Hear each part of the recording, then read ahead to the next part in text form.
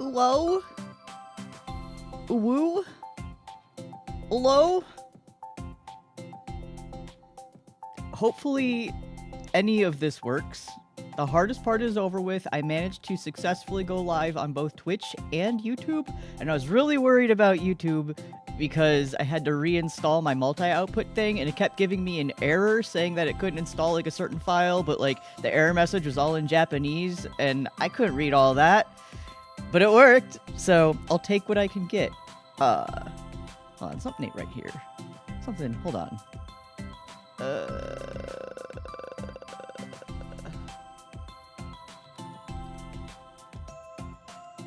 Something ain't.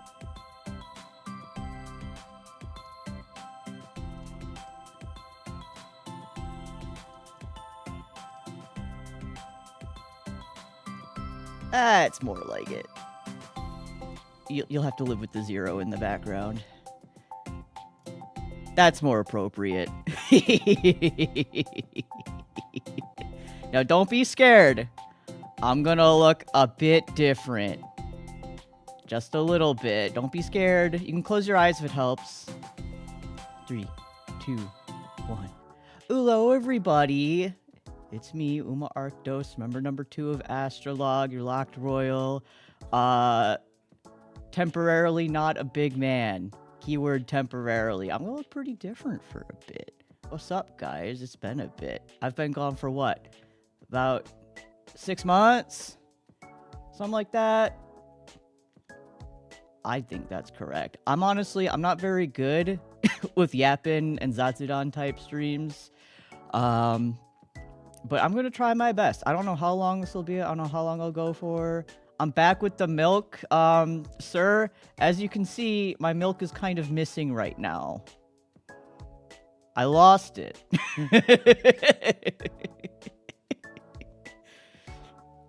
But hi, how has everyone else been? I've been.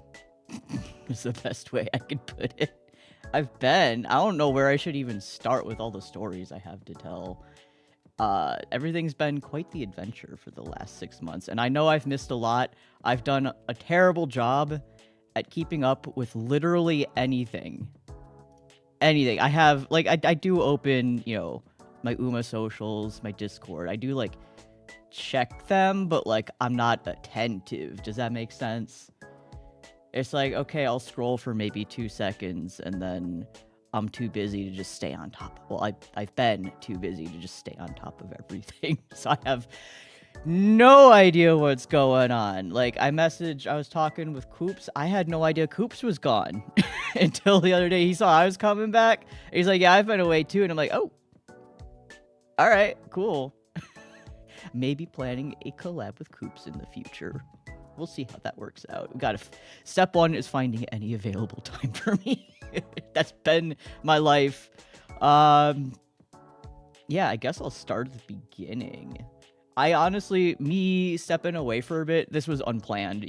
There's no, obviously, announcement kind of ever tied to this. I just kind of disappeared one day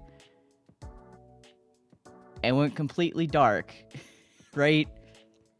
Totally unplanned. TBH, there's a lot that goes into streaming. That's I don't make streaming, or I don't do streaming things because it's like a thing I want to make my entire life. And it's not even like my big main hobby type shit, right? Streaming is just kind of like a small time hobby that I'll do if I have the time to do it. And well, I haven't had the time to do it. And there's just so much that goes into streaming that's like, it's a time sink in one way or another, and it's like, oh, if you want big number, you need to be doing this constantly, and everything about streaming is just like, oh, you need to care about the big number, you need to care about sticking out, or what have you, and it's like, I don't care. Shut up. Everyone, shut up. It's all really dumb, and I just, you know, I wanted to step away and just, like, focus on things that I want to...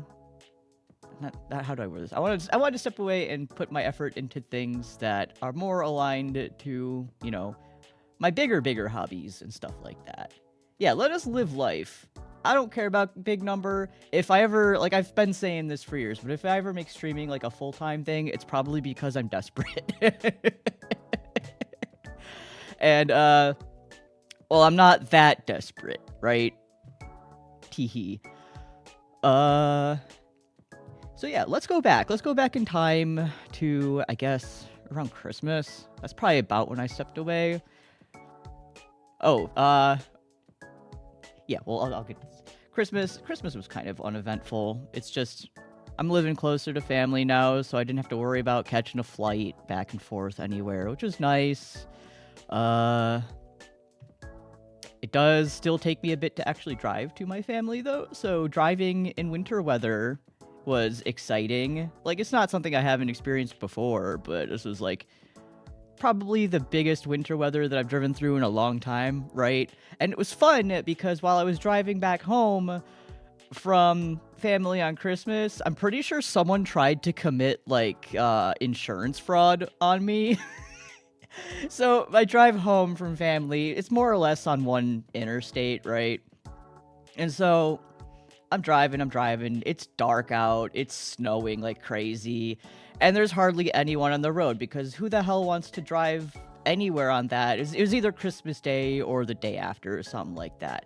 But, you know, it's 2 lanes and sane people, you'll stay in one lane and then you'll try to pass in the other. But, so I'm in one lane, just minding my own business, driving a normal person speed limit who wants to be safe when the roads are kind of disgusting and mushy and wet and dangerous. So another car, like, goes past on the lane next to me and then swerves in front of me and, like, pounds on their brakes. There's no other car on the road, just us two, just pounds on their brakes. I like dodged whatever they were doing, but that was very scary because it was like an icy road and shit like that. So yeah, they tried brake checking me or whatever, and I wasn't about to have that, you know, because usually if you're the one who, like, you know, slams into a car from behind, that's usually you that gets the fault, even if it's them trying to brake check you. That's just how things are. Like, you gotta have the reflexes for that or you're fucked. And luckily, I had the reflexes for that. Managed to make it home safe and sound. They didn't try that again on me. I don't know if they tried that again on someone else, though. Hopefully not.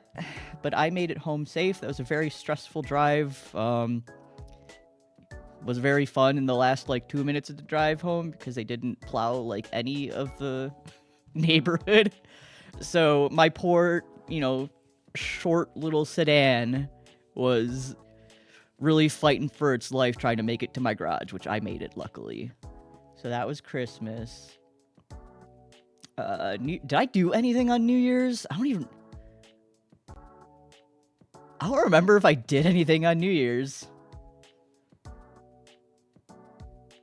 trying to think. I don't think I did.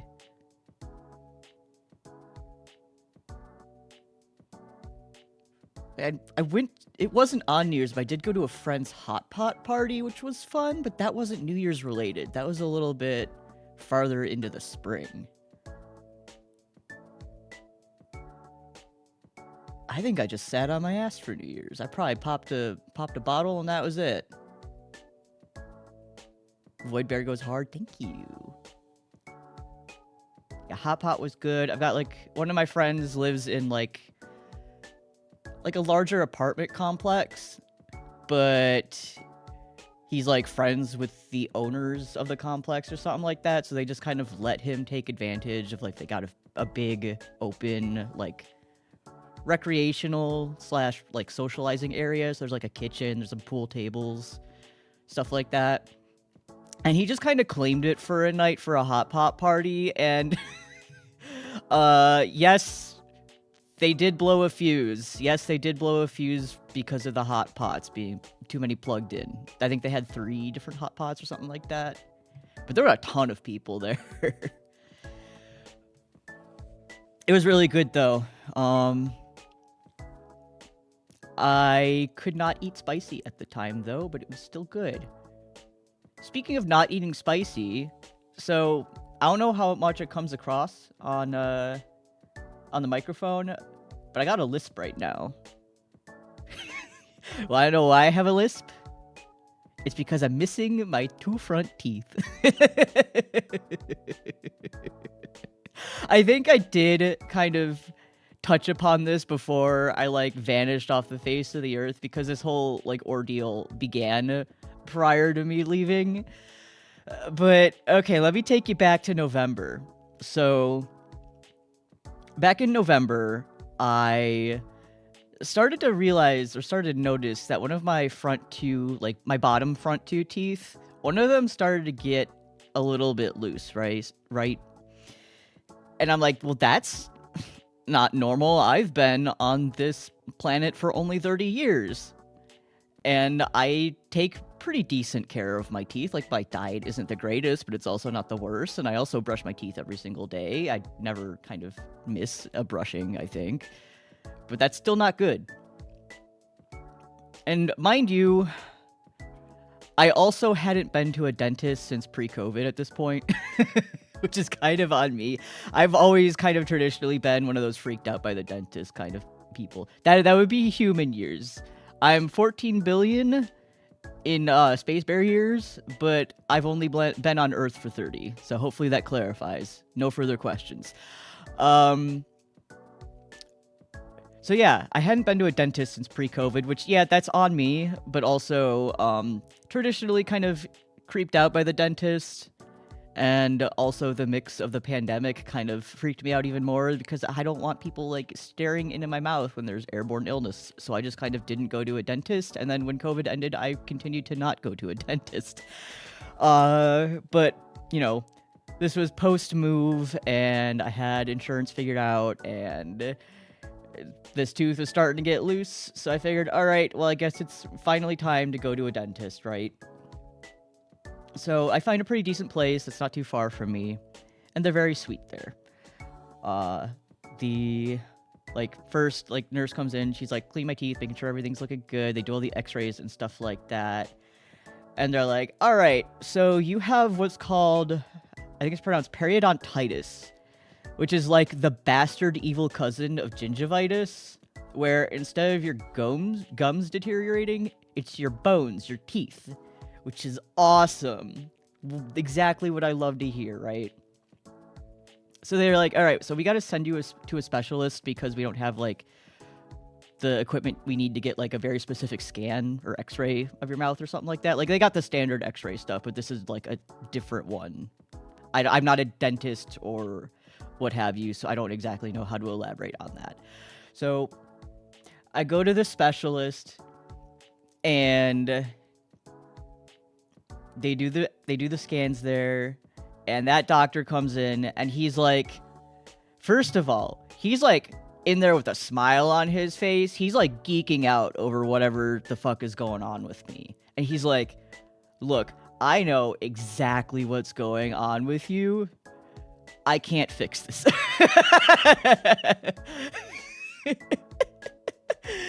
All right, so let me give you further context. So, come back in time with me even farther. We're going back to like 2010, around that time. So about 15-ish years ago, I had a root canal done on one of my front 2 teeth. And this root canal wasn't an ordinary root canal, right? You know, with a root canal, they like dig a little hole in your teeth and take like an infected nerve out or a dying nerve out, and then they just fill back in, right? This tooth, usually your front teeth just have one nerve, right? This one had 2 nerves. It was, in fact, 2 teeth that grew in, like, fused together in the same spot, because that can just happen sometimes, I guess. But for this tooth in particular, for that to happen on your front lower teeth, is insanely rare. Like, fucking 1 in a billion, we're talking. Which is why he was geeking out on seeing my front tooth, right? But that exact tooth that had the root canal done forever ago was the reason that the tooth next to it was becoming loose. Because over time, the root canal got infected or something like that and started killing the nerve in the root of the tooth next to it, which is why it was becoming loose.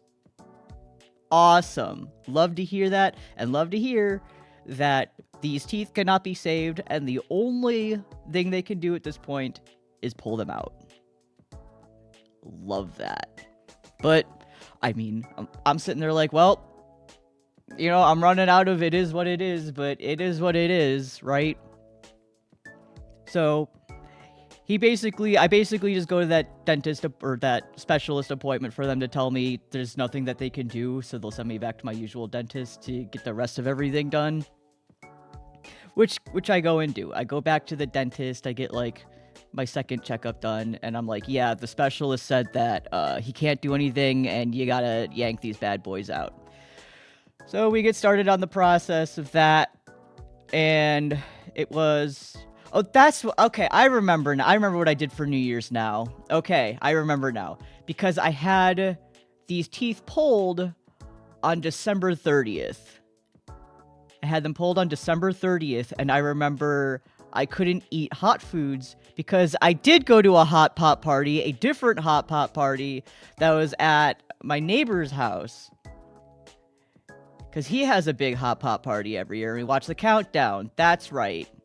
That's right, I remember now, and that was very fun, but I, like, couldn't really eat anything except for a little bit of curry and some of the softer things in the hot pot, because I couldn't eat, like, crunchy things. And basically anything I can, like, you had to bite into, I couldn't eat. If I could take some chopsticks and, like, shove it in the back of my mouth, like Baby Bird style, I could eat that. So... basically, it's like, all right, these teeth are coming out, and in the middle of the procedure to get them removed in the first place, there's the dentist and there's, like, her aide, or whatever, the nurse with her, both working on me. And it's really fun when mid-procedure, you, you hear the nurse saying, oh, I've never seen that before.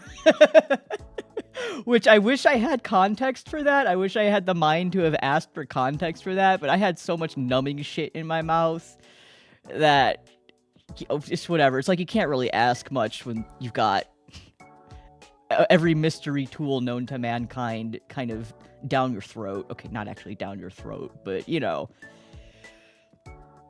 And so, like, I asked to see my teeth after it. I asked if I could keep them. They wouldn't let me. Sucks. I wish I could have kept my fucked up tooth, but it's whatever.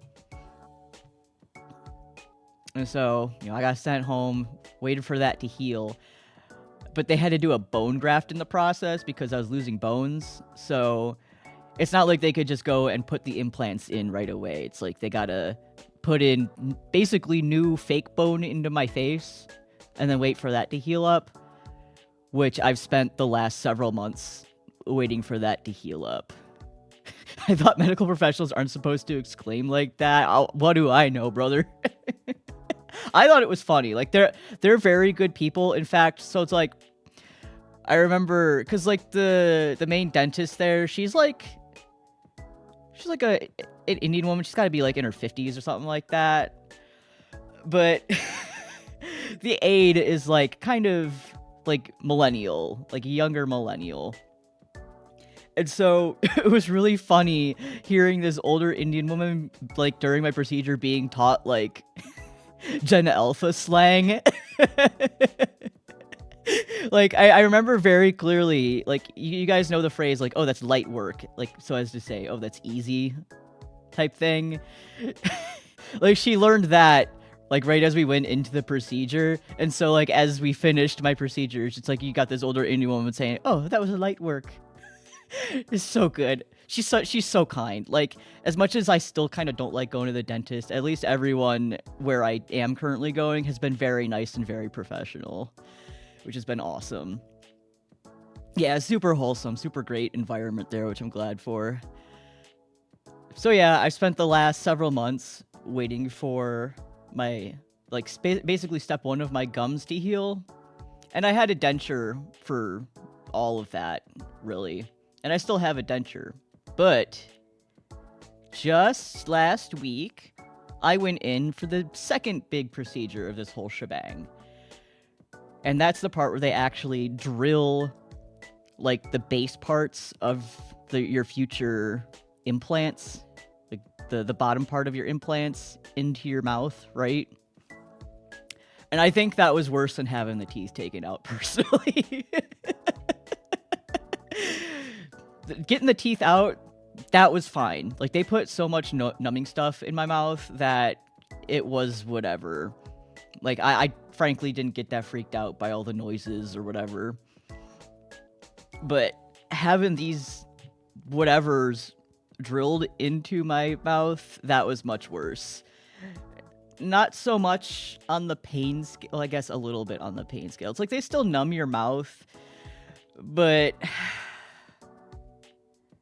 So, your Arktos fact of the day is that my mouth is actually on the smaller side. I have a tiny mouth. So, with tiny mouth comes tiny bones. And with all the issues I had before, like, my gums are also on the thinner side too. So, as we're going through this procedure, the doctor, she's like, Uma, you have very thin gums. Like, she said it in, like, an almost, like, you know, mother scolding child kind of tone. like, kiddo, you didn't put the dishes away kind of tone. And I'm sitting there, like, again, numb to hell and back, everything, like, shoved into my mouth, just being like, okay. Huh. How else am I supposed to react? But because of all the factors going into this, I cannot currently wear my denture. I was specifically instructed to not wear my denture for 2 weeks, which 2 weeks will be the 7th, I think, something like that. I'm looking at my calendar. I think that's the 7th. So yeah, I'm gonna have this little lisp at least until then. I don't know if I'll be able to wear my denture after that fact, or if they will let me wear it again after that. But yeah. Hey Jonah, what's up? Nice to see you. Hope you've been good. So that's been my tooth journey. The exceptionally fun part of all of this is that there's one point where it probably could have all been avoided. Because back in 2019, right? Back in 2019, I got a little sore on my gums, right? Right on the front where those teeth were. I got a little sore on my gums. And, you know, I was used to having the occasional sore in my mouth just because my diet was crap. I used to eat a shit ton of sugar, and with eating a shit ton of sugar, it, like, can make those little sores pop up on, like, your tongue or, like, your cheeks or whatever. I'd never got one really on my gums before, and that thing hurt like a bitch.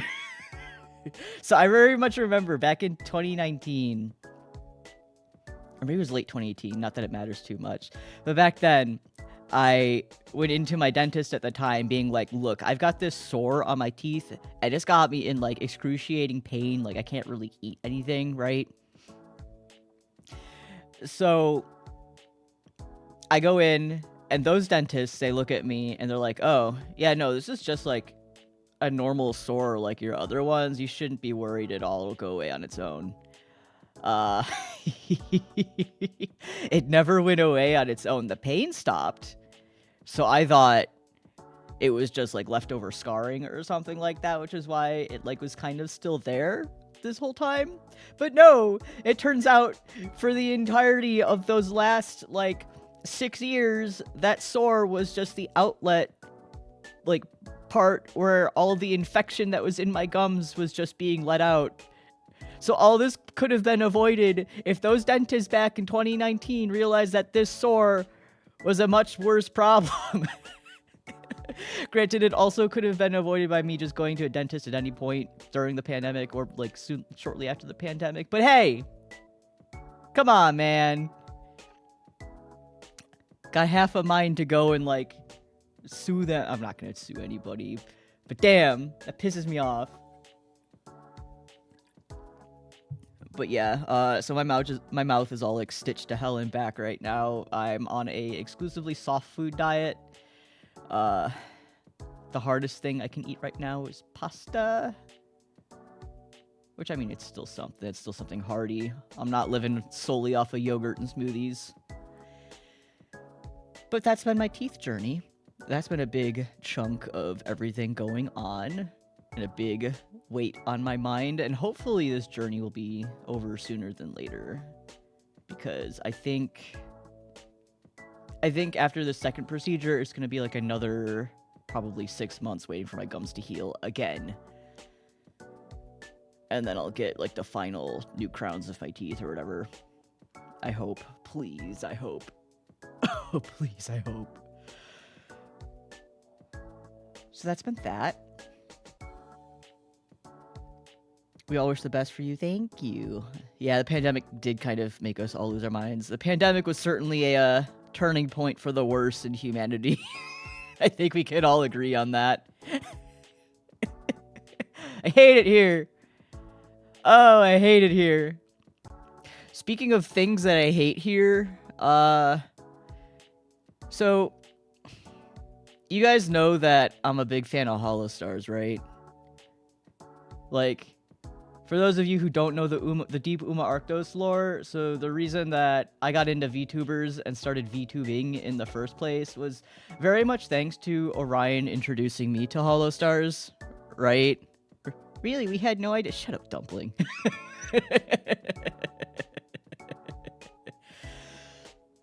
So it was Orion who got me into Holostars, specifically through Autodon.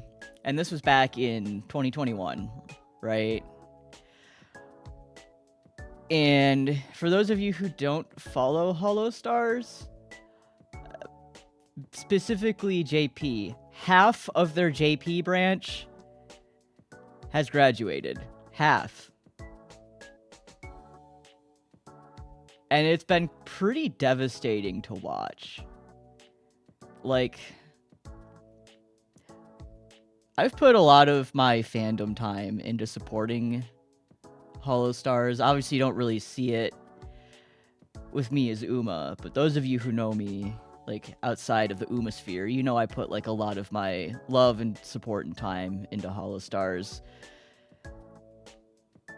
And I saw them live in Japan 2 years ago.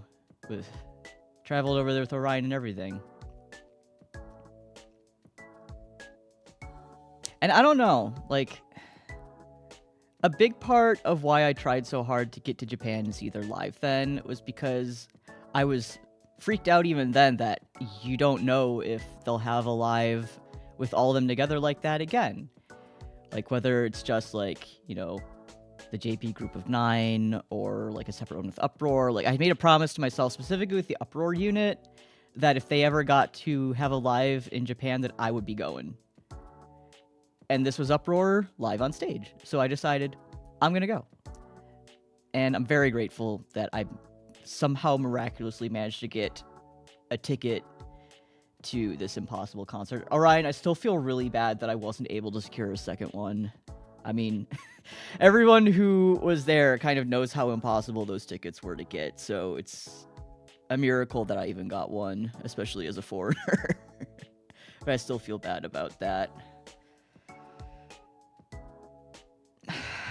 But yeah, all the graduations surrounding that, like, all across the spring have just kind of put a real damper on my mental state. Like, I'll be completely honest, in the last couple of months, like, I've kind of started to swing back around now, but in the last couple of months, I kind of fell into one of the worst depressive episodes I've had in years.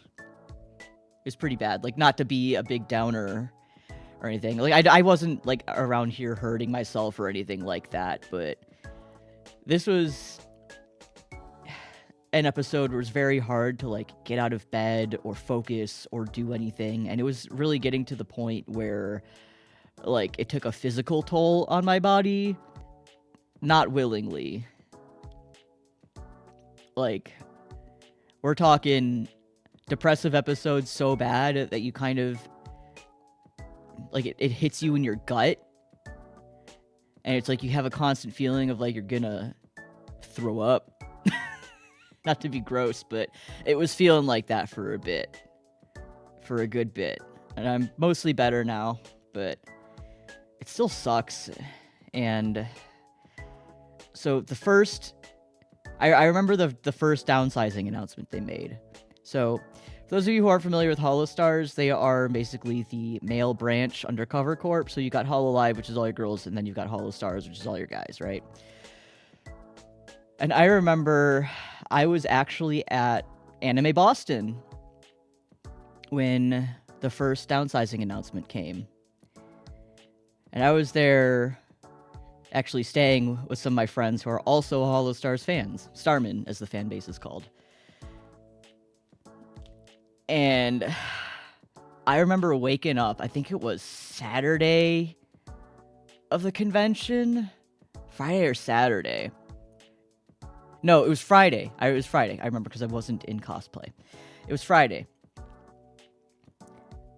And I remember waking up, seeing the news, and, like,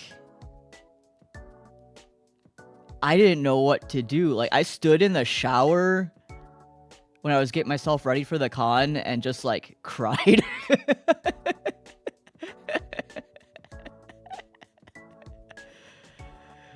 Like, I was dead silent. Like, I didn't know how to react. And then I'm like, guys, I'm just gonna get myself ready. And I just stood in the shower and cried quietly to myself.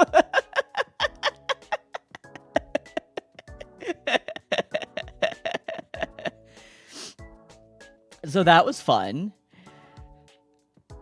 It was also fun because I may have also been cosplaying Holostars throughout that entire convention.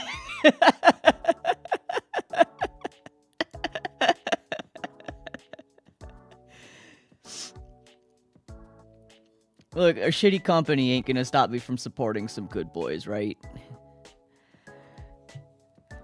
But yeah, I did go to Anime Boston. Anime Boston was fun. Got a lot of fun things. I feel like I haven't even entirely finished unpacking from it, but that's just because I've also been doing other stuff in the meantime, too. Trying to remember if there's anything that really stood out to me. Oh, that's right. I went to see Yoko Kanno at Anime Boston. That was so much fun. God, what a great experience. If you ever get a chance to see her live, please do it. Shout out to the sax man specifically. That good fellow on the saxophone, he went crazy with that shit. They did Tank twice. Tank twice. And it was better the second time. This is Cowboy Bebop Tank, like the opening song to Cowboy Bebop. That shit went crazy live. Absolutely off the walls bonkers. God, I would love to see that again if I can. I don't know if or when she'll even ever be back to the States. Maybe another big convention could pull her in. I think we're all kind of shocked that Anime Boston made it happen. Apparently this was a project that con was trying to make happen for years. So I don't know if it's, like, even in the cards for other conventions. If any, maybe Anime Expo, but what the fuck doesn't Anime Expo get? I'm sick of Californian greed. Fuck the West Coast. Shut up, Orion. I am not going to Anime Expo. Oh, God, there are two conventions I've sworn off because they're just too big, and that's Anime Expo and Anime NYC. I don't care to go. The crowds are too big. Also, I've just heard some not nice things about the Anime Expo people who run it. Mostly due to corporate greed, not because they're, like, actually bad people. but it's whatever. Maybe it's like I've never actually been, so maybe it is a fun time. Like there's a reason people still go every year, but still, I'm also when it comes to conventions, I'm usually not one for like the corporate or the announcement type stuff anyway. So it's like, yeah, Anime Expo's got a lot, but it's also like there's nothing it has that appeals to me that isn't already at like every other convention under the sun, right? I'm gonna prioritize where my friends go before anything else. But yeah, Hollow Stars is what I was talking about. And then the graduation announcement. That came... That was like right at the beginning of May, right? I think so, because I had just returned. Yeah. That came like just at the beginning of May, because they gave us like a month with these boys, and that shit hit me like a truck. Like, I'll be honest, I figured it was probably gonna be coming sooner than later, considering the downsize announcement, but it still hurt. And especially with JP, it's like 3 of the ones that are leaving, 3 of the like group of 6 that are leaving, are ones that in some way I considered Oshis, like in comparison to the rest of the group. Aruran specifically, he was my first like VTuber Oshi ever, my first Kami Oshi. So to lose, you know, the guy that basically like got you into VTubing in the first place, it hurts. And I've experienced graduations before, like, again, being a Hollow Stars fan, like, I was a big Vesper Noir fan, a Vesti. That Vesper was the first graduation, like, corpo graduation I ever experienced, and that hurt so much at the time. I, like, cried at work back when that happened. And then there was the sudden termination of Hizaki Gama. I was a big assistant for him too. That was his fan name, Assistants, but I was big on Gamma too, and for him to be just suddenly terminated, and that was shortly after the live that they had, that came out of nowhere. That hurt. Yeah, the Doki Bird situation was crazy. Like, I never really got into Niji or Niji En. Like, sometimes I'd watch, like, Meloko, but that's mostly because, again, I was an Arudan fan, and she's friends with Arudan, so it's, like, a lot of her streams that I would watch are just part of, like, the, what's it called, like, the Crazy Raccoon, the GTA, the big server collabs and stuff like that. So I thought she was cool, but I never really got super into Niji or anyone from there like I did with Hollow Stars. But yeah, what happened with Doki, that was a super fucked up situation.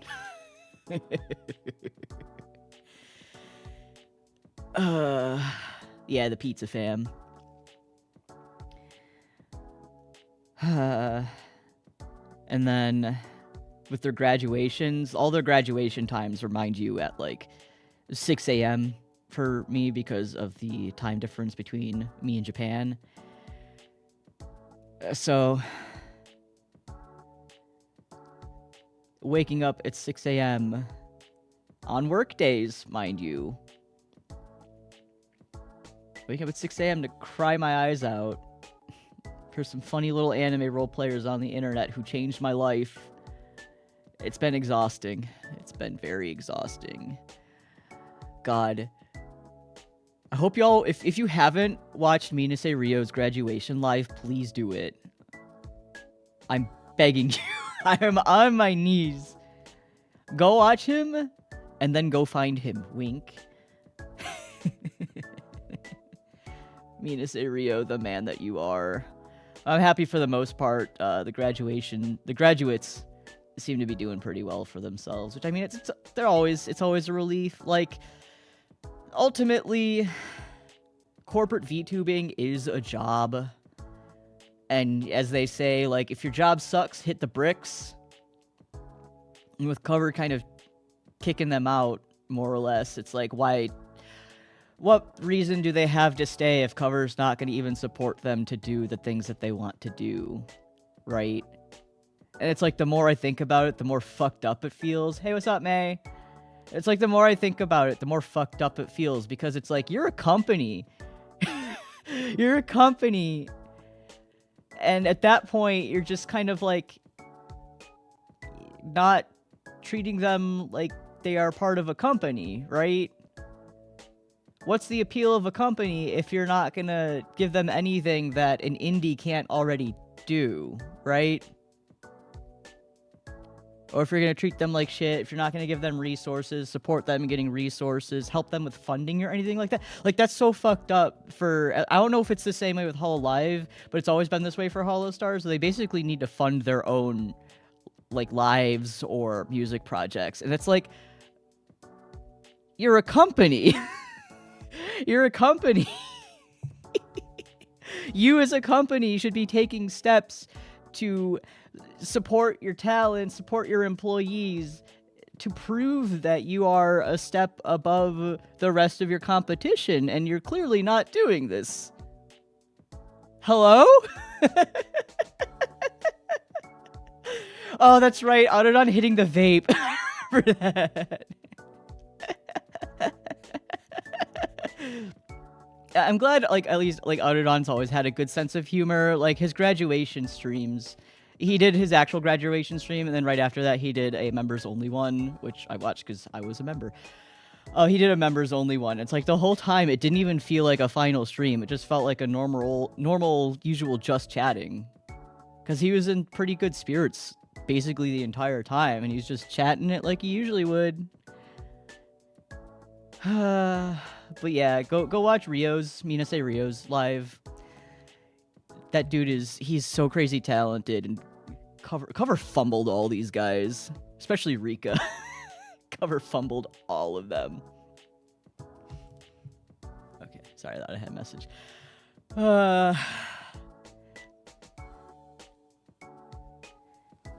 So yeah, that's been a big hit on my mental state. Other things that have kept me busy though, I already mentioned I went to Boston. So I actually also went to Toronto twice. Hee. Not only fumbling Rika, but making him go through vocal surgery. Well, wasn't his vocal surgery by his own volition though? Or am I incorrect on that? Because I thought that was him doing it for himself, because it's a thing that not a lot of, but it's like many singers will do it to like help the longevity of their vocal cords. I could be wrong, though. Yeah.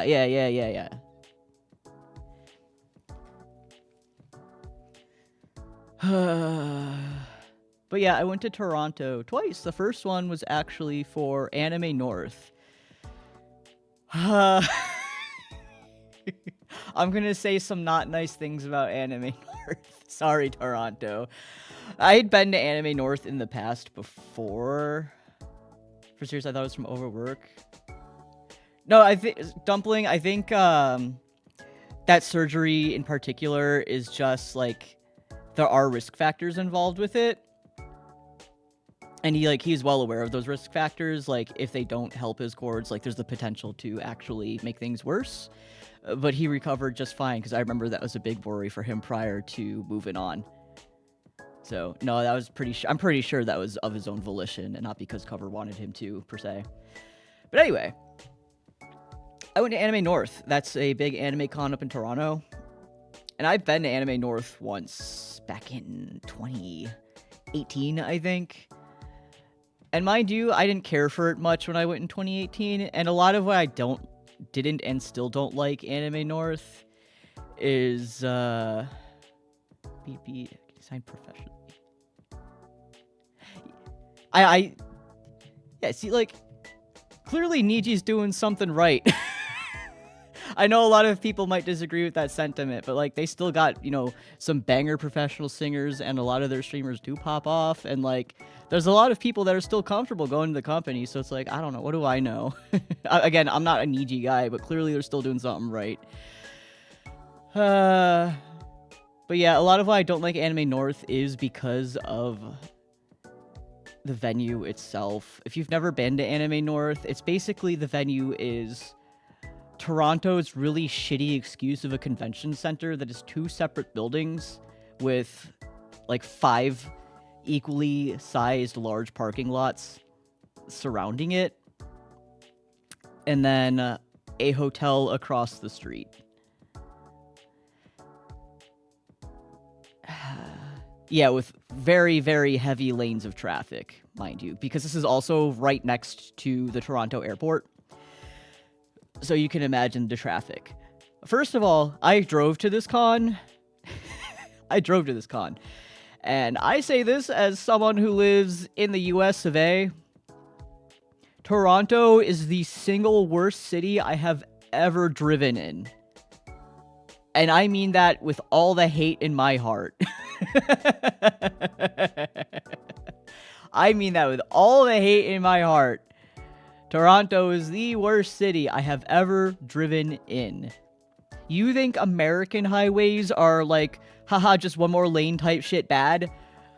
Toronto is that on steroids. Like, they've got a bunch of signs up along their, like, highways saying, haha, this is a brand new highway funded by, like, part of our fucking shit $1 trillion budget from your taxes or whatever like that. And that shit was scary. That shit was terrifying merging onto any of that.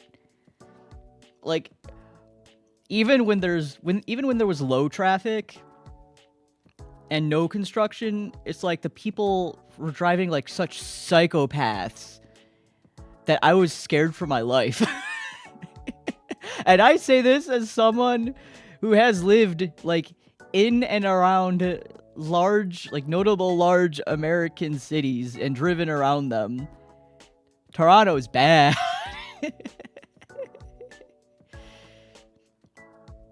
0 to 10, don't recommend driving there. But I lived. And so like I said, Anime North venue is a bunch of separate buildings, and it's known for being the parking lot convention because a lot of their activities are outside in a parking lot. And go figure, it rained the whole weekend. And on the busiest day of the con, Saturday, it poured the entire day. Downpoured. Luckily, I had an industry badge because I was there for a booth. So I was mostly inside one location for the entirety of the con and didn't really have to go outside much. In fact, there was like, they have like the back, basically the convention center kind of looks like a warehouse in a lot of ways. They have like this back warehouse section, and there's like the front section where they have the panels and stuff. And those are technically separated off where you have to go around unless you have like a disability pass. But I took advantage of the fact that I had an industry badge and just let myself cut through those double doors there.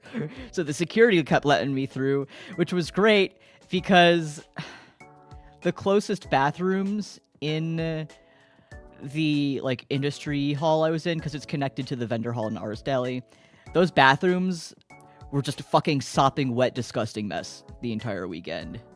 It was disgusting. They're always packed too because everyone is in this hall. But I found out that I could just cut through to where the panels are, and there's like empty bathrooms there that are basically pristine. So I just kept going there instead.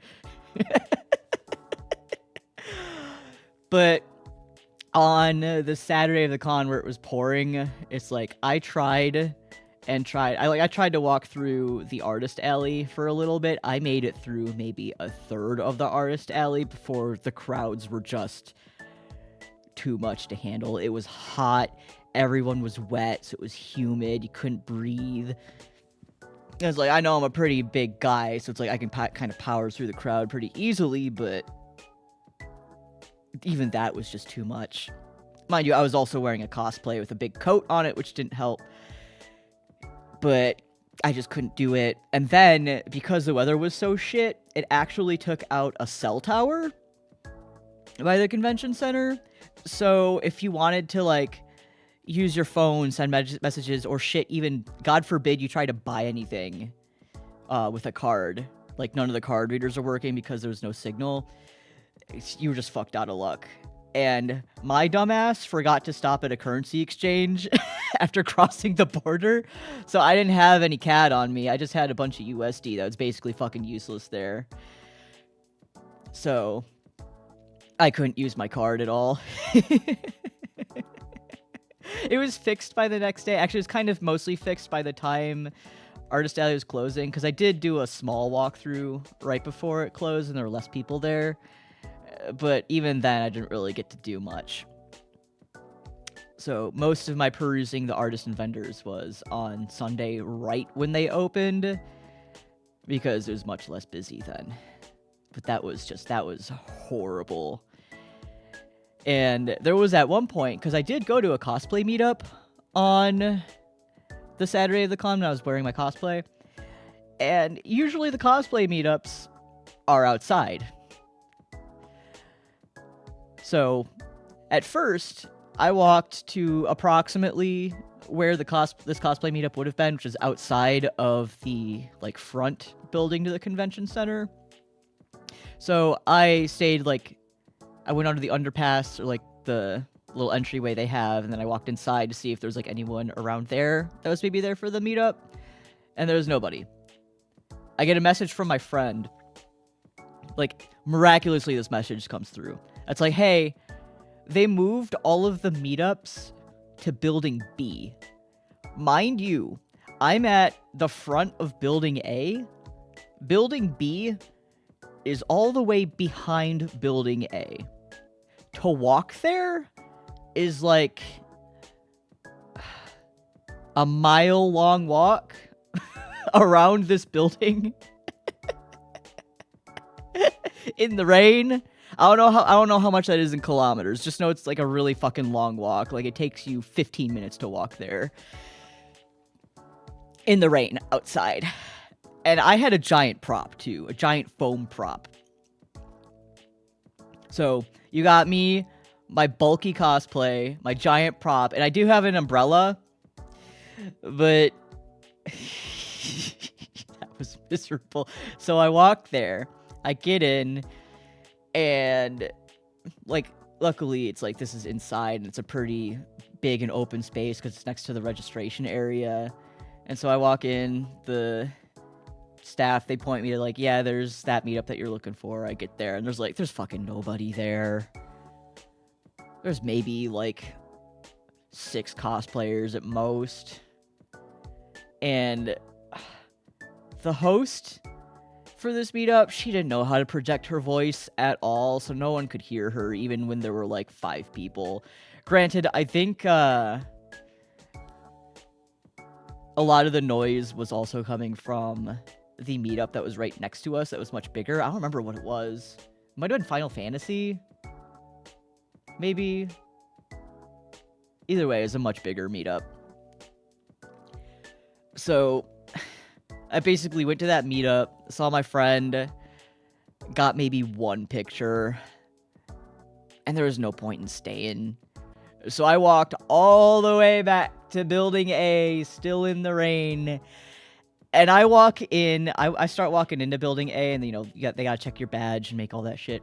And this poor volunteer, I was so fucking done at this point. This poor volunteer, she looks at me, and she's like, hey, have you had your prop checked? My giant prop that I've been carrying around all day long. Mind you, no, I'll admit I didn't get it checked. I couldn't be asked, but also I arrived early. I've been carrying this thing around all day. I had not caused an issue before. It's clearly all foam and meets all of the foam requirements. I took it apart in front of her and was just look. Because if I wanted to get it checked, I would have had to walk all the way back to Building B again. I'm not about to do that.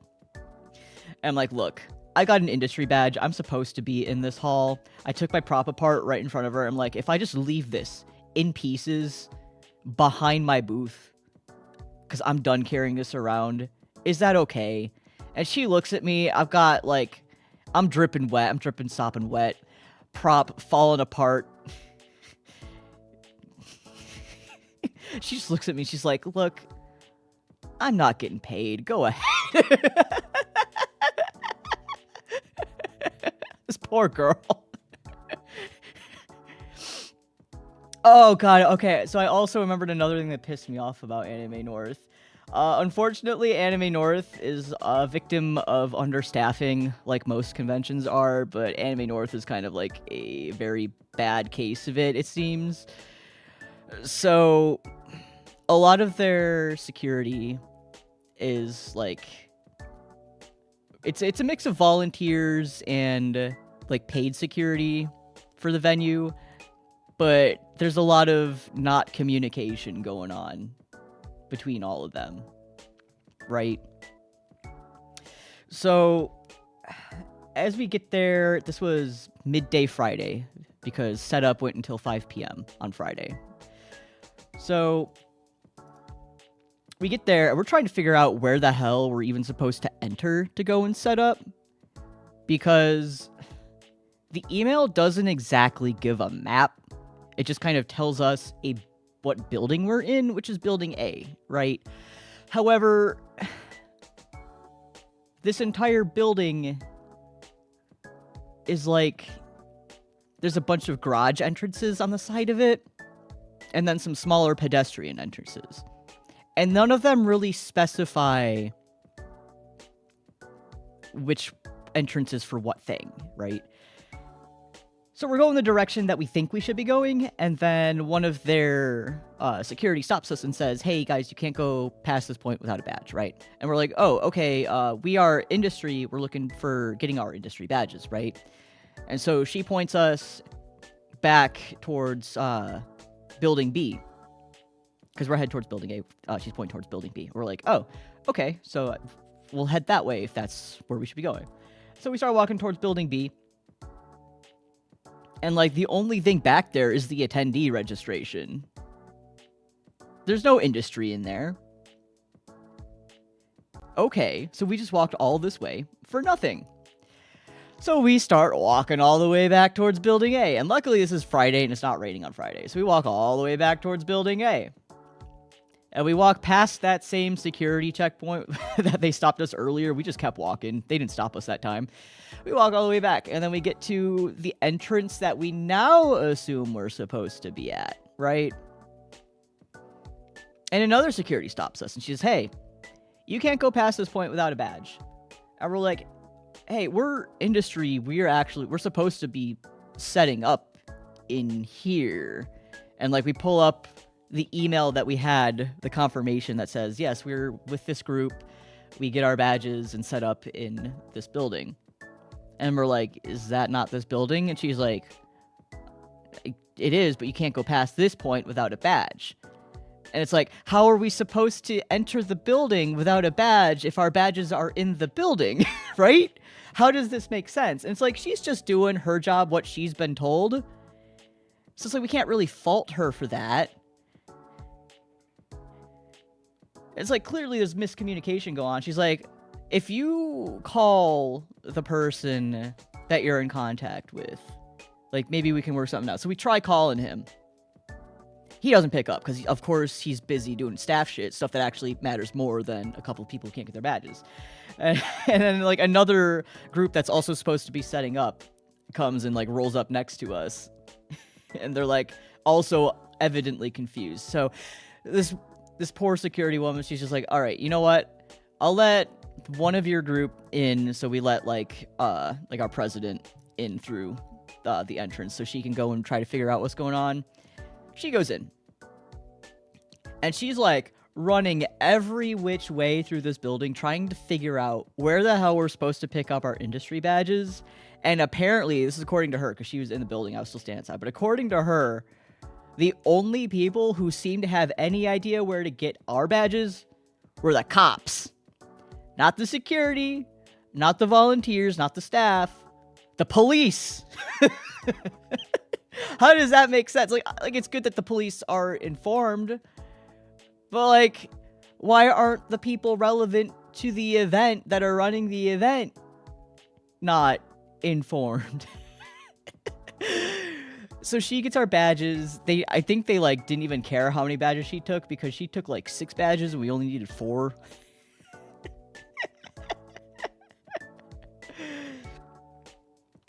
But we got those, we got inside, we got set up. Luckily, our setup isn't actually too much, because we're there to market like a nonprofit. We're not there for selling anything, so That's been cool. But yeah, that was like, that kind of set the tone for the whole weekend, if I'm being completely honest. And it's like, I don't doubt that the people who run Anime North are like not doing a great job. It's just, it's clear that a lot of people are fed up, and that, you know, sometimes you can just kind of tell when some people's heart isn't really fully in it, and when sometimes like things aren't working really in their favor. And it was just a miserable weekend in general, and the weather on top of that just kind of made it horrible. So our group kind of agreed that we probably will not be tabling at Anime North next year. Granted, we are also like an American-based nonprofit trying to, you know, market ourselves across the border in Canada, and it's like, it's gradually, it's like, it's not too far, but when you have the border involved and the way the world is right now, it's kind of understandable why people might not be that interested, right? It was still, there's still good people. The attendees themselves were a lot of really good people. A lot of the other organizations we met, because we went to like an event organizer meetup, those were really good people. So we met some people from TechoCon, we met some people from like Otakuthon, a bunch of other Toronto organizations, so that was cool. A lot of good people. I got some free food out of that. There was, oh god, what was he from? It wasn't Otakuthon, it was like a different Montreal-based event. But this dude pulls up, and he's like, got like this bottle of whiskey with him, like this Quebecois, like maple whiskey, and that is the single best whiskey I have ever had in my life. They don't sell it where I am though, so I'll have to see if I can find it if I ever, you know, go to Canada anytime again. That was such a damn good whiskey. I tried to find a different maple whiskey, like at my local liquor store. I think I got it just to see if it was the same. It's nowhere near as good. This Quebec one, it straight up tasted like maple syrup with a little kick to it. That was so good. Get a little bird to send you some? Yeah, I took a picture of the bottle. I could send it to them. So that was still cool. And I think by the time Sunday came around, we were ready to leave. We were ready to go home. I'll admit, I was kind of nervous to like cross the borders going either way. It was funny crossing the border into Canada because I was very anxious about it. Like being a very obviously not cis person crossing the border. Like I couldn't sleep the night before because my mind was just racing, being like, oh my god, they're gonna pull me aside and they're gonna like do horrible things. They're gonna look at me and say like, you can't cross the border. Like, mind you, like my passport, I've used my passport before, like my passport is accurate. And it's like I've gone to Japan on this passport. Why wouldn't they let me into Canada? But it's like, I'm still, sir, you're too wide for this country. Oh, no. I'm too big for Canada. But don't, they got polar bears in Canada, right? Like all the way up north, up in like Nunavut and shit like that. I'm sure they got polar bears up there. I belong there. Come on. Look at me. Would you deny a face like this?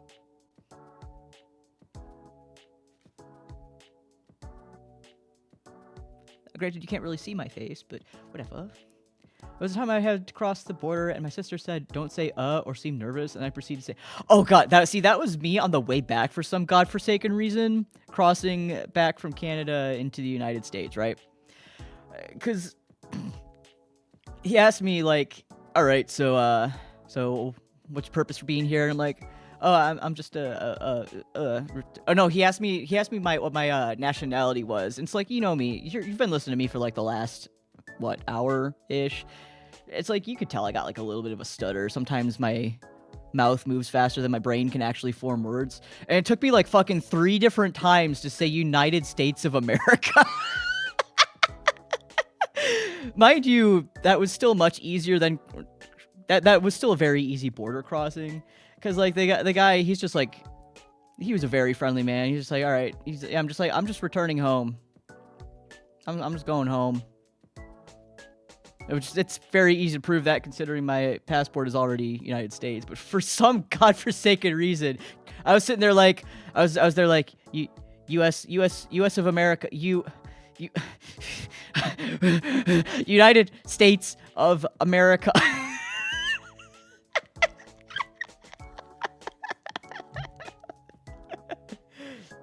I do think that crossing into Canada was more interesting though that time because I was nervous. I was following in the car behind my friends the entire time. I was driving my own car. They were driving like a packed one of theirs. And we crossed like right behind each other with the same guard. And the first thing the Canadian guy asked me is, so what costumes you got? Which, that's not, ever the first thing you ever expect to hear coming from Border Patrol.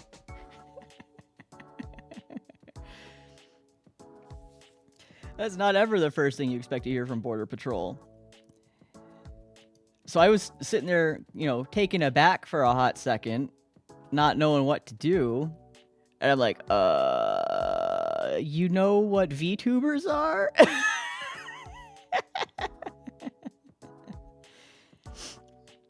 Which he didn't. He did not. But he still had a fun thing. I'm like, yeah, they're like anime role players on the internet. Like, I got the prop for one of them on my back seat, so he like looks, just cranes his head overseas into my back seat. He's like, oh, that's cool. Have a fun time. Because I guess my friends in the car in front of me had told him, oh yeah, we're all going to an anime convention up in Toronto. And the guy behind us, he's our friend, so he's with us. So that was cool. It was very friendly. But I actually went to Toronto a second time while I was away. The second time was just for a little day trip because there's actually a Hollow Stars fan meetup going on in Toronto. So I figured, you know what? I don't want to miss the chance to go and hang out with fans. Why not? So when I was crossing the border this time, I got like... she must hate her job or something because the woman at the border crossing this time, she like... I don't know, she had like a stick up her ass or something. She didn't really give me a hard time, but she hits me with like the hello, bonjour, because like, they could be, French Canadians going back and forth. She's to the hello, bonjour, all that jazz. And I'm like, oh, hello. And she's like, okay, so why you coming? I'm like, oh, I'm going to like a little fandom meetup in Toronto for the day. And it's like, okay, just an in-out type thing. And I'm like, yeah, it's like, she's like, okay, so like, what are you all fans of? And I'm like, once again, like, do you know what VTubers are? She's like, no. I'm like, oh, they're like they're like a Japanese entertainment group, I think is how I described it. And I'm going to meet fans of them. And she's like, oh, she just kept asking me questions. She's like, okay, so what do you do for work in the States? And I'm like, oh, I do this, this, and that. And she's like, okay, so how was work? And I'm like, oh, it's been cool. I got more coming up. I'm like, what do you want from me? Like, I'm being honest. I got nothing to hide. Is it because I look funny? Is it because I look funny? Is it just because I'm going for a day? Does that seem suspicious to you? Like, shockingly, the entry back was also once again much easier. It was like a friendly older gentleman. I'm just like, yeah, I'm just going home. He's like, all right, bet. I was at that crossing for maybe like 0.2 seconds.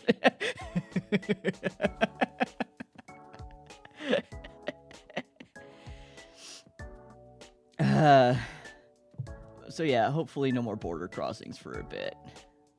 Unless... No, probably not for a bit. Although I will be traveling soon. So, how many of you will I be seeing at Offkai Expo next month? Because I'll be going to Offkai Expo for the first time ever next month. Tee-hee. Sadly, not you. I'd say you're missing out, but also, like, I've never actually been to Offkai Expo, so I have no skin in this game. But yeah, I figured it'd be cool to go once.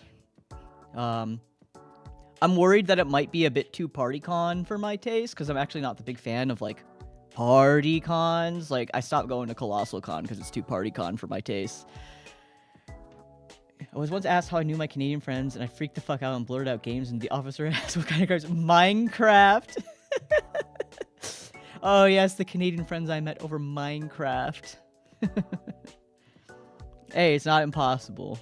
It could have been worse. You could have said Roblox. They probably would have started a police investigation with that one. But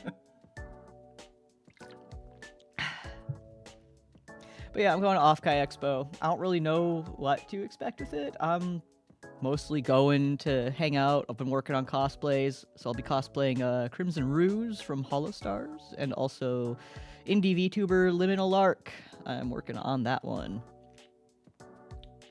Currently got a commission for that cosplay, but I'm working on the wig and some of the other accessories myself, and hopefully that doesn't fall apart on the way across the country. Because I've never been to California. Surprise, surprise. I've been to Japan. I've been to Colorado. I've never been anywhere in between there. Glasses on, off meme. So yeah, I'll be there Thursday through late Sunday. I'm taking like an overnight flight back home. And luckily I've got the Monday after off to rest. I'm actually not even flying out of my local airport. I'm driving to the city over because they had better flight times. Hopefully it's not sweltering hot. Oh, it will be, I'm sure. Have you seen the heat wave that's coming? I don't know if it'll hit y'all, but have you seen the heat wave that's coming, Dumpling? I know you're already melting your ass off. We're gonna get some similar shit here next week. I don't know if that'll hit California when it's mid-July. It probably will. I feel like California is kind of known for being piss shit hot in most places, so... I mean, if I take the coat off for my Ruse cosplay, it's not as bad because it's sleeveless. It's actually just like a leotard. And it's skin tight, but it's breathable. The worst part is just all the belts that come with that. It's still melting right now. It's slightly better today, but in a week's time, it's due to get... Oh my god. See, I know all the Americans on the internet are like ragging on you guys for not having AC, but also it's like... I'm a sensible person. I understand why y'all don't have AC. I grew up without AC as a New Yorker. Or as a New Yorker at the time. It's like, I grew up without AC. And it's like, I was fine. Would I survive nowadays without AC? Probably not, but I understand why, older homes or people in places where it's usually cold wouldn't need it, or wouldn't really want one when you're only going to be using it like 3 days out of the year usually. Or in a normal climate, We're not made for all that. Our country is white skies and rain for 95% of the year. Exactly. See? It's like I can't fault y'all for not having air conditioning. I don't have AC. You don't have AC in SoCal? I feel like, is that not a death wish? Y'all literally have Death Valley down there. Granted, I know that's still, like, a ways out from the city, but you are literally on the doorstep of Death Valley compared to most people. AC isn't as accessible in the supply chain across the pond. Yeah, exactly. That, too. So I can't fault you guys. We need to stop with the, with the climate Olympics going on the internet. It's always so stupid. Like, haha, yeah, I see you guys are dying of a heat wave, but have you considered it is much hotter in Arizona? In the desert, where I live? Grow up. Lord knows if it snowed like 1 inch in Arizona, y'all would be dying. Grow up. Sure, passive cooling in the EU building goes a long way normally. I don't know.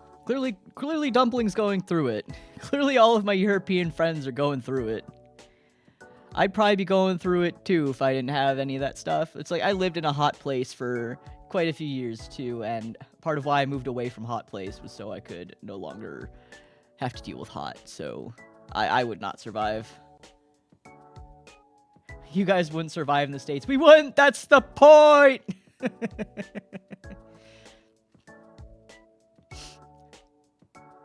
like, my North American ass ain't about to claim that I could survive in the outback, you know? It's the same type thing. I'm not about to claim that I can survive in, I don't know, the Amazon rainforest. I'm not built for that. If I was living in, I don't know, if I was living in Arizona, I wouldn't be about to claim that I could live in the Canadian winter, right? It's a two-way street. Two-way street. We gotta stop with this. I think we all need to just come to the agreement that climate's fucked. It ain't getting better. Oh, but my weather. Oh, come on. Grow up. Grow up. Trues. What else do I have to talk about? I wrote, like, little things down. That's not my password. Hold on. I put headphones on for the first time in forever. Now my face phone thing doesn't recognize me. Teehee. Talked about winter. I talked about almost dying on the interstate. Talked about my teeth being taken out. Talked about Boston. Talked about Toronto. Talked about hollow stars. Oh! So another thing that's kept me busy... Another thing that's kept me busy is, so I kind of hinted at this with Anime North, but I am actually now on the board for a nonprofit convention. And that's actually part of why I disappeared about when I did, was because I was given the offer at the turn of the new year. And it's been pretty heavy work, but I feel like it'll be very good for me in the long run. Obviously, it's not really anything I can talk about much as UMA, or really much anywhere at this point. But I'm on the board for it. I'm like one of 4 people running the whole shebang, and the main thing for it is an anime convention. And we do a bunch of little smaller events in collaboration with some local businesses and stuff throughout the year. But I am, like, the head specifically of the media and branding part of it. So, like, I oversee all of, like, the branding and the social media and stuff like that. But currently, I'm kind of, like, the only social media person. And, like, the only graphics person. We just brought on more people, so they haven't really been, like, clued into all of the stuff that needs to happen yet. So it's still just me. But for the last few months, it's been, like, kind of just me doing everything. And that shit adds up when it's just you. And then when it's just you doing this one thing and you're going through a depressive episode and then you're traveling around, it just kind of all adds up. I don't recommend it. No, I'm glad I had this opportunity, though. I've definitely spoken about it on here before, but running a convention, like, consistently running a convention, because I've had a hand in running conventions before, but consistently doing it and kind of having more of a head position is something that I've wanted for a bit. And I think that because in the long run, this organization has the goal of expanding into nearby cities, I think that this will ultimately help me in my goal to start what is, like, my convention. Like, you know, here's like, not all about me convention, but, like, me as the, like, person, like, spearheading the entire project. Because right now, like, the convention that we do right now, it's like, I'm on the board for it, but it's not me spearheading it.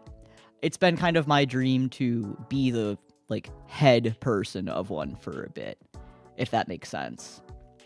Why not UmaCon? I mean, do you want to call it? No, we're not calling it UmaCon. Could you imagine? Well, I mean, it could work, because, I mean, Uma does mean, like, sweet, yummy, tasty, yummy, horse. It's possible. It's possible. I think I'd like to keep the name of it more tied into, you know, the region and stuff like that where it is. Let's eat horse. Let's not. I'd like to not eat any horse. Thank you. Thank you very much. I can't imagine horse tastes very good, but what do I know?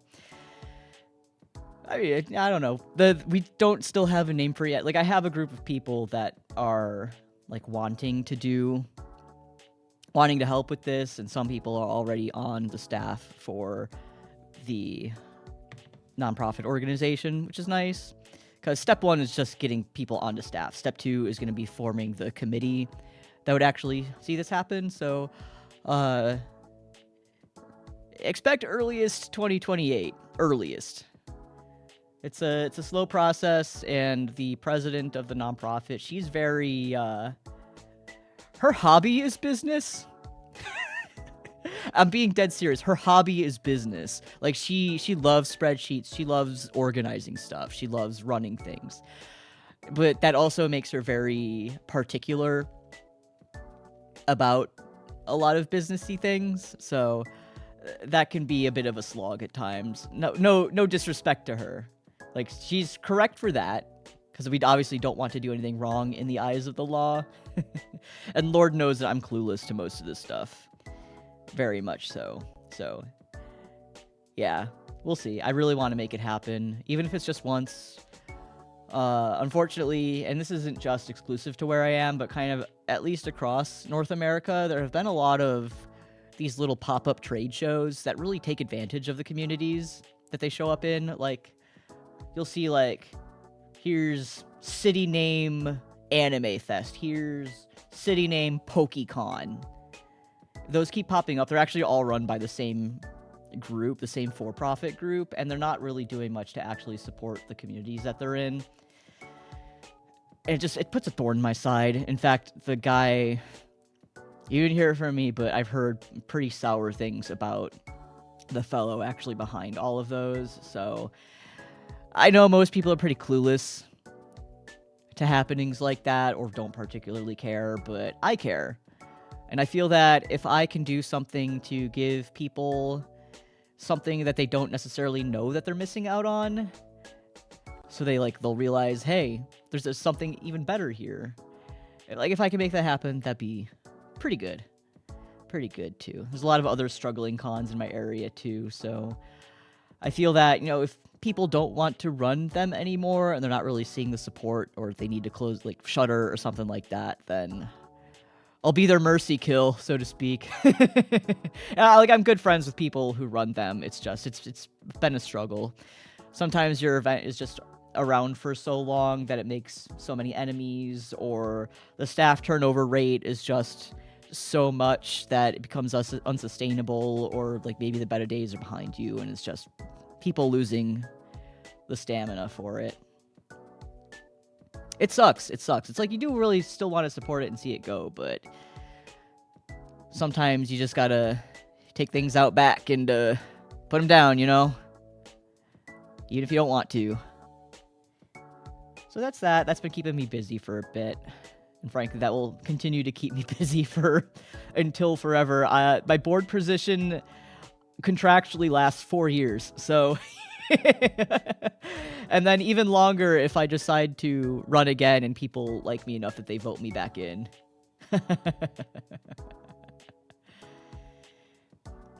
Yeah. So, the only other bullet talking point that I have there is kind of the elephant in the room. So you probably noticed that I look a little bit different, huh? So, I've been taking some time to actually learn Live 2D. That software is agonizing. It's tedious. It's very, very tedious. But I've been learning Live 2D.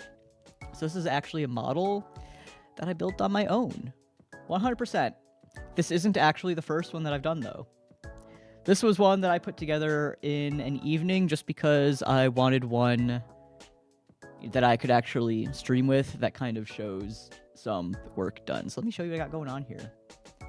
Let me close this little window. So this is me. Hello. Well, you can't really see me if I center myself. So it's not perfect. I was just kind of throwing shit at the wall and seeing if it stuck. I really wanted to try to get like a starry effect going on, because like I'm supposed to be made of like stars and shit like that. It's me. I am the Ursa Major. That's me. So I tried going with like a starry effect, and it kind of twinkles a little bit, Here, let me turn. I got like a bunch of live 2D effects on here too. Let me turn all this shit off so you can see what I actually look like. Okay, there goes all that. So yeah, I've got like for each layer that has like for each part with stars on it. So it's like take my orb of a head, for example. There's actually 4 different star layers going on here. So you'll see they move in separate directions and they twinkle. So you'll have like a front layer with 2 different star patterns kind of alternating back and forth, and then the back layer moving in an opposite direction to kind of give it some depth. I'm not the happiest with how my muzzle came out. I think I just made too many star layers for this one or made it too dense, but I didn't feel like fixing it. And then my nose is just a cutter, making a little hole in that. I felt it was too much if I had a white nose, so we opted for black. I got my ears. Got my crown. And then you haven't really seen my chest at all. I didn't make myself any limbs because I didn't feel like I wanted any. So the little like Big Dipper in here, that was pretty fun to figure out, actually. So it's a bunch of different star layers. They've got their own unique animation layers for each star. Stuff like that. And it's got some physics parameters in there so you can see it kind of move it around as I do a little bit.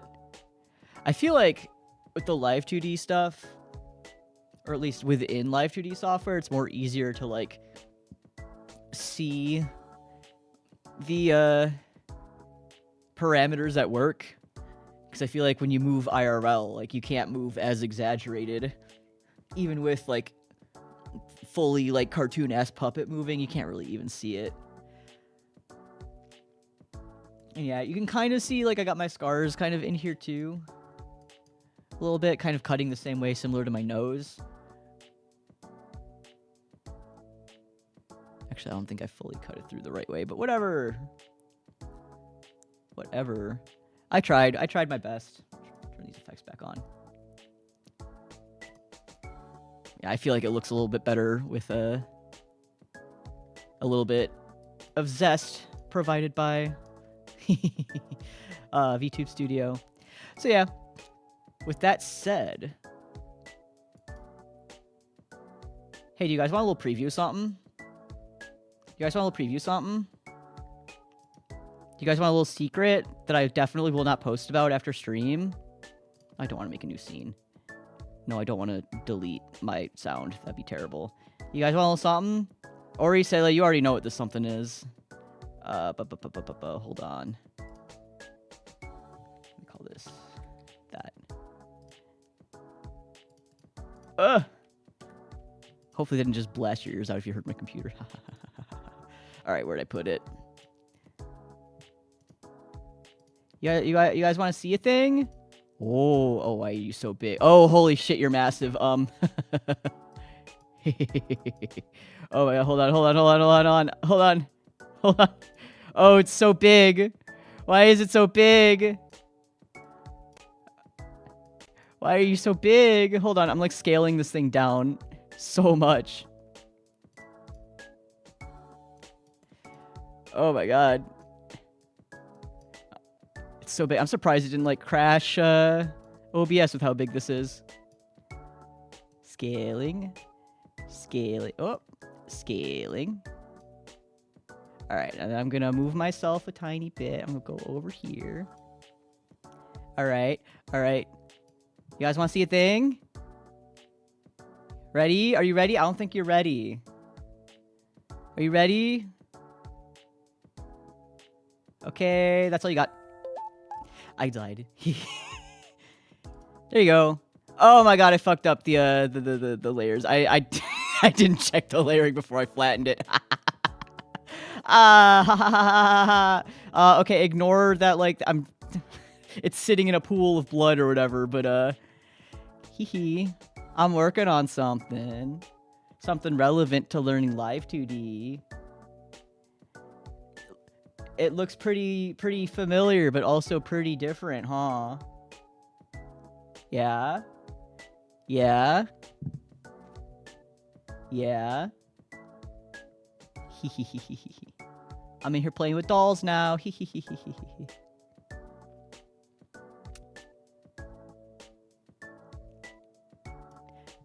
But yeah, I've been hard at work, as you can see.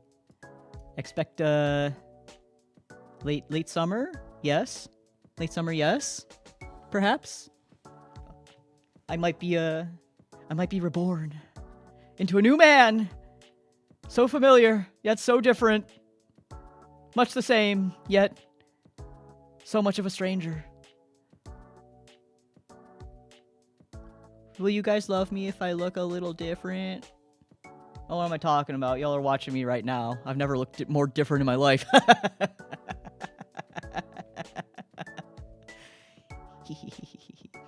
I've been hard at work. Manifest him. Manifest. The king shall return. Will this Uma also be made of stars and or hard candy? That's for time to tell.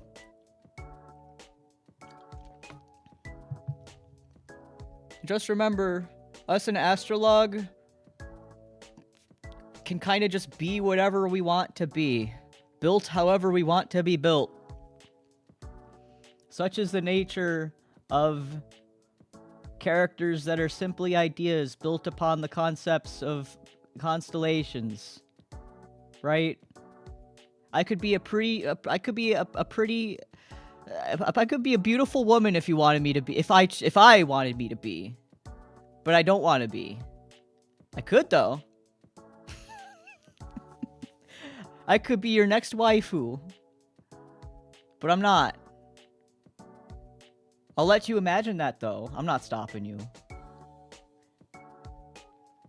That's why Orion is not a Tumblr sexy man.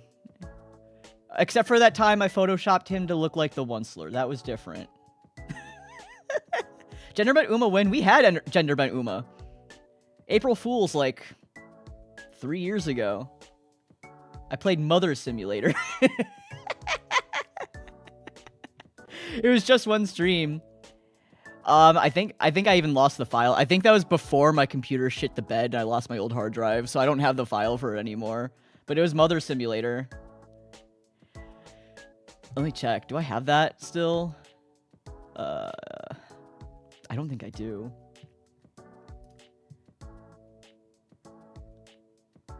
Yeah, I definitely don't have that anymore.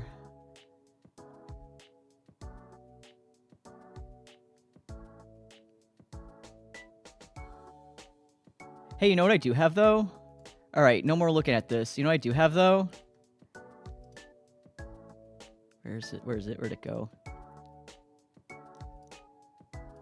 Oh, now you're tiny. I have this.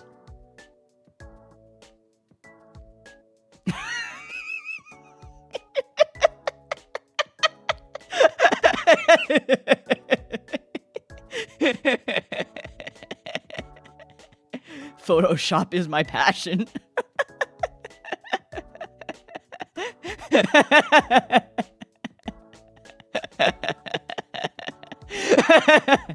It just gets funnier the more I look at it. He's just green with a little hat on. How bad he be?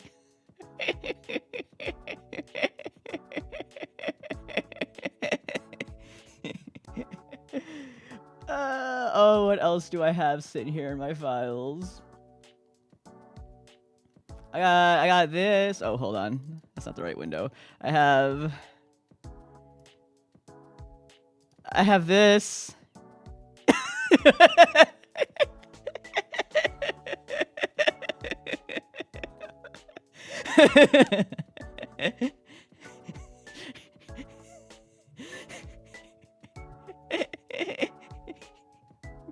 Oh, I'm gonna cry. Guys, maybe I am funny. Maybe I'm not so dull after all. Maybe not so dull and boring after all. Dear damn, what is this? This is good humor. This is good humor. This is better than that brain rot shit y'all kids are on these days. I have this from Valentine's Day from like 2 years ago. Umar.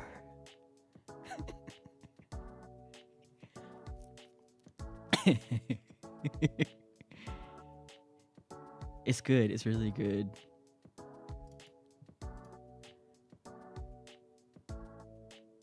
Oh, my files are such a mess right now. Oh, I still have the swear jar from Fat Bear Week when I did that. I still have the swear jar. I will not be doing the swear jar. I like cussing. What is... Hold on. What is this? Oh...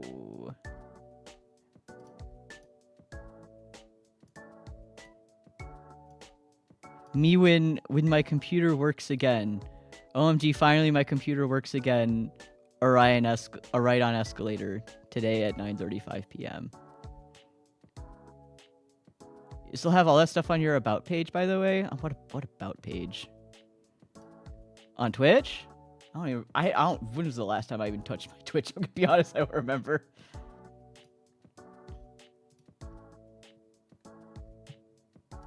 I haven't updated anything in forever. Like I said, I don't stream to be good at it. Oh, all the fat... I do? Oopsie. Yeah, just kinda... Can I edit that? Well, I'm doing this right now. Edit... Oh, I do! Remove. Hee. Alright, that's gone now. Whoopsie. Hee. That goes to show you how much I'm paying attention. Yeah, if I had my way, it would be Fat Bear Week every single week. Every single week. Let's make it Fat Bear Year. Let's make it Century of the Fat Bear, if I'm so correct. Big Fat Charity Century. Call it Big Mama Millennium, with the way these bears are so fat.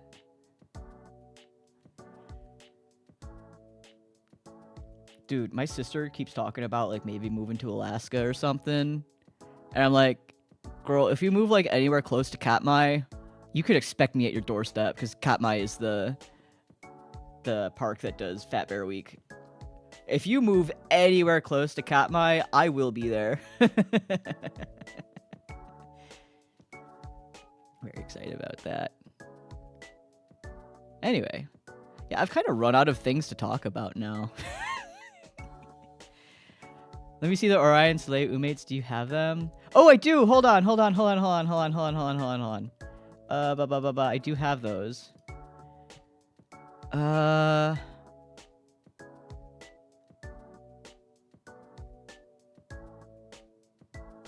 Where are you? Where's Orion? That one's oh, he's big. Oh, he's so big. Oh, he's so small. So there's Ori.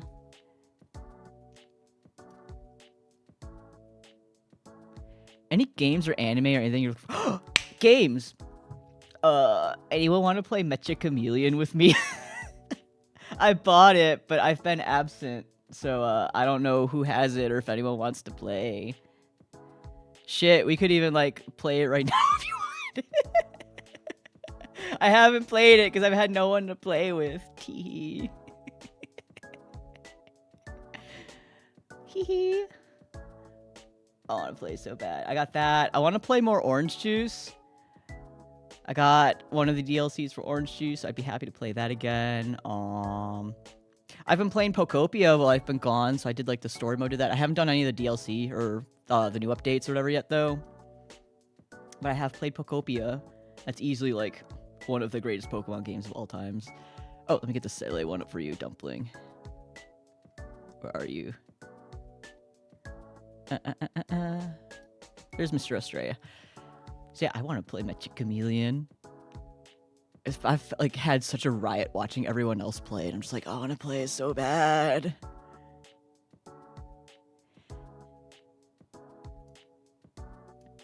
Here, you know what I'll do? Take you.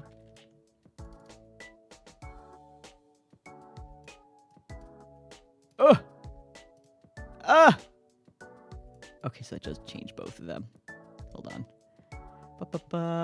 Remove that.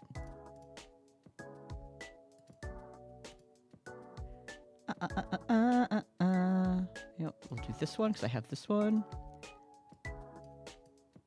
Oh, that changes both of them. Hold on. Hold on.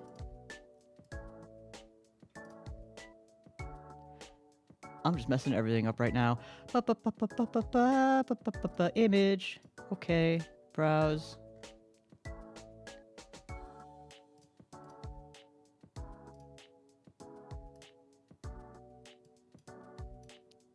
My name is Arktos, and these are my friends. These are my friends. These are my friends. And I love them very much.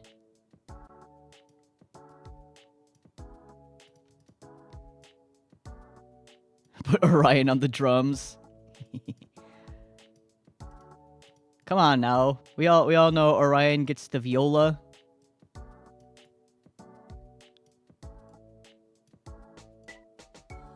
Come outside, we're not gonna jump you.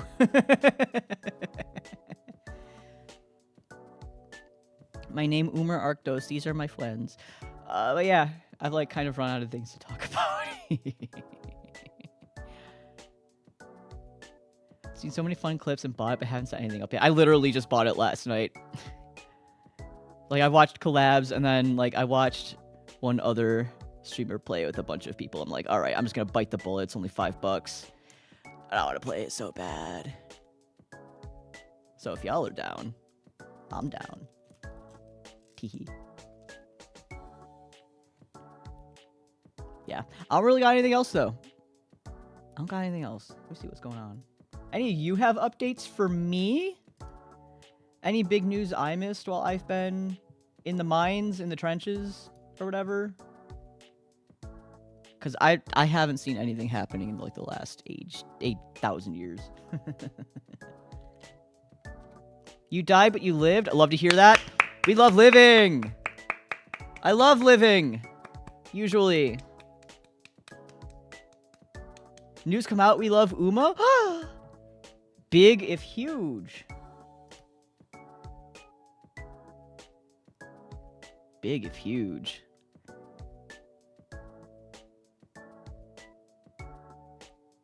Spent 3.5 hours re-recording part of a 25-minute video last night and finished the rest of the editing this morning. Alright, love to hear that. On the front page. On the national news. Next thing you'll know, they'll be putting me on like the fucking Today Show or something like that. Put me on like the morning... The morning news or whatever. Morning national news. Get me on American... Oh, they'll be... You put me on American Idol, I'll be looking like that one infamous... What's her face? The one person who auditioned, who they hyped up as like some super otaku back when nobody fucking knew what anime was. And everyone clowned on her for it. This was back in like, I don't know, 2006 or something. Hi Twitch Dumpling, hello! Just don't show up and send in a random... Oh, come on. I can't bring my friends. Can't bring my friends. That's some bullshit. Front page news, but also the second page because you need one for each shoulder. That's crazy. You'll have to like piece apart all the pages and then put me together like I'm fucking Exodia or something like that.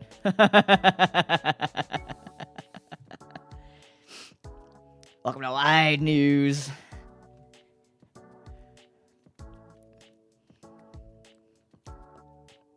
That's crazy. Speaking of Wide News, unfortunately, you could probably see that most of my usual channel point redeems are currently missing. That's because in the middle of everything, OBS got so out of date that when I reinstalled it, none of my like stuff that I had set up worked. In fact, I had to reinstall OBS from scratch, basically. So my setup that made the like flat and redeem work, I didn't have it set up at all. So I'll have to try to figure that all over again. It's frankly a miracle that I even got the multi-output to work. So that's something. But yeah, it's been a good almost 2 hours. I think that's pretty good. It's pretty cozy. I don't know. I'm probably not going to be too consistent with streaming now that I'm back. Again, like, I'm still pretty busy. I said I'm going to Off-Kai next month, so I'll be busy with prep for Off-Kai. I'm doing a little something in August. There's a bunch of Pride events around that I'll be, like, dedicating some weekends to, so I'm keeping busy. But if I have, like, free afternoons and, you know, my Oshis aren't, like, doing anything, I'll probably pop online and do something. I'm probably not going to do any long-form games. I've kind of... Admittedly, I'm a bit soured to playing really long games on stream. Just because it's like, you miss one part and people are just going to not care. Unless it's something really goofy. Like, I don't know. I never even finished Pokemon Infinite Fusion. They just released a new one. You know that? They released a Hoenn one. And I haven't even finished the first one. I have nearly enough points to make you do push-ups twice, but ain't about to do that to a man with no front teeth. I can exercise now. I can exercise. It was just like the first 48 hours I was instructed to take it super easy. Have enough to make you do it 5 times? I think the redeem is on a cooldown at least. But yeah, that said, I'm probably going to be doing like one-shot games or games that have a lot of replayability to it. Not so much long-form games or games that'll take forever. Like, in fact, even before I went on hiatus, I was on How Long to Beat, making sure that games were like 4 hours or less so I could do it all in one stream. And I'll probably keep doing that unless it's a game I really, really love and want to show off. Like, back when I played Iconoclast, it's like, I love Iconoclast, and I knew I could do that in, like, a set amount of streams, right? Stream what you want to stream? I will do just that. Oh. Yeah, I think as far as yapping goes, that's probably all I got on me. If people want to play any Magic Chameleon tonight, I'd be down. Teehee. Although I do know that my one Oshi will be doing an unarchived karaoke, so, I might pop offline for that. Hee.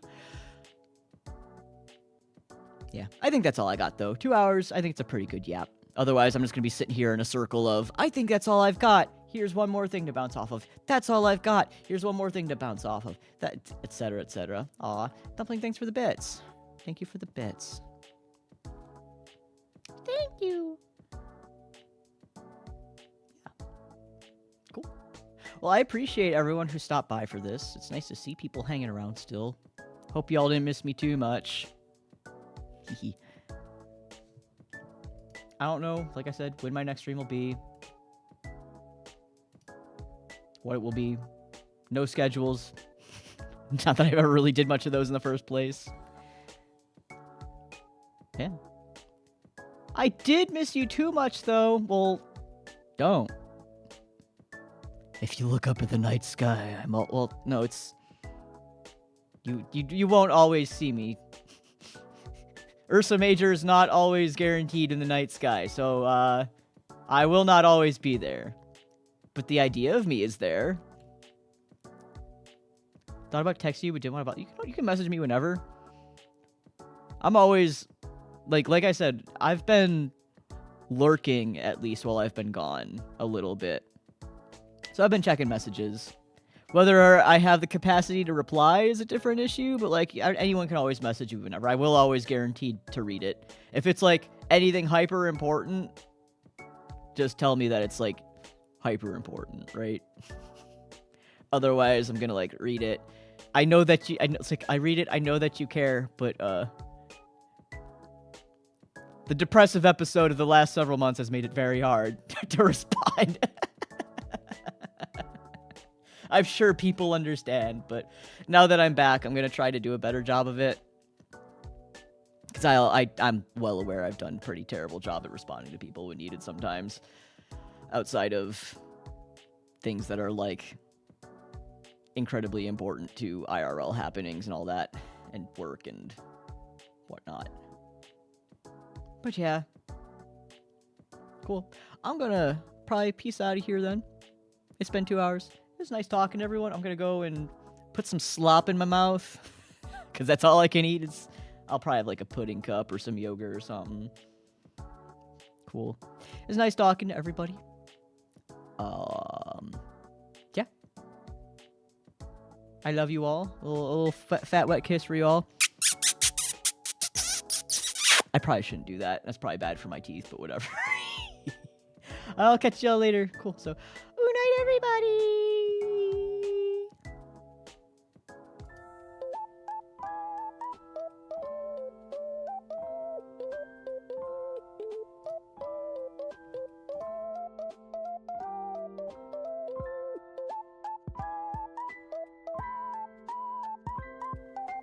And I see that Ren Flare is live. It's been a bit since I've talked to Len, so we're gonna go and raid Len, who's playing 9 Souls.